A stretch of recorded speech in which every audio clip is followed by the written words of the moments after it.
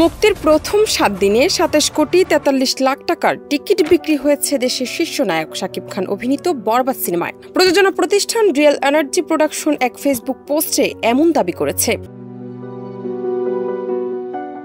মঙ্গলবার সন্ধ্যায় real energy production Facebook পোস্টে জানিয়েছে, বরবাদ সিনেমা মুক্তির প্রথম 7 দিনে 27 কোটি 43 লাখ টাকার টিকিট বিক্রি করেছে।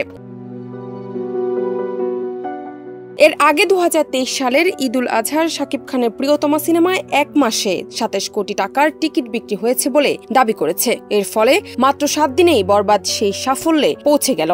ঈদুল ফিতরের মুক্তির পর নবম দিনেও সিনেপ্লেক্স ও মাল্টিপ্লেক্স মিলিয়ে প্রায় 65 শো চলছে বরবাদ সিনেমার।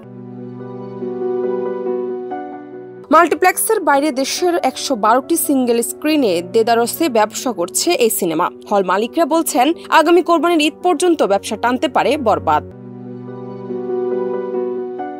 প্রযোজনা প্রতিষ্ঠান সূত্রে জানা যায়, চলতি মাসে যুক্তরাষ্ট্র, কানাডা, মধ্যপ্রাচ্য, অস্ট্রেলিয়া, ইউরোপে মুক্তি পাবে বরবাদ। মেহেদী হাসান হৃদয় পরিচালিত বরবাদ ছবিতে শাকিব খানের নায়িকা ইধিকা পাল, আরও আছেন মিশা সওদাগর, ফজলুর রহমান বাবু, শহীদুজ্জামান সেলিম, যিশু সেনগুপ্ত, শ্যাম ভট্টাচার্য প্রমুখ। এছাড়া আইটেম গানে পারফর্ম করেছেন ওপার বাংলার অভিনেত্রী নুসরাত জাহান।